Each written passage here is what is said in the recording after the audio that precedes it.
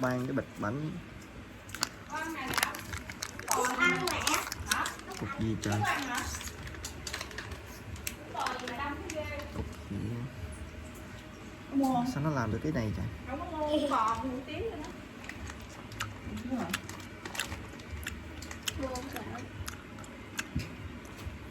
Này là gì trời, bị xoài ngon không Gạo? chua,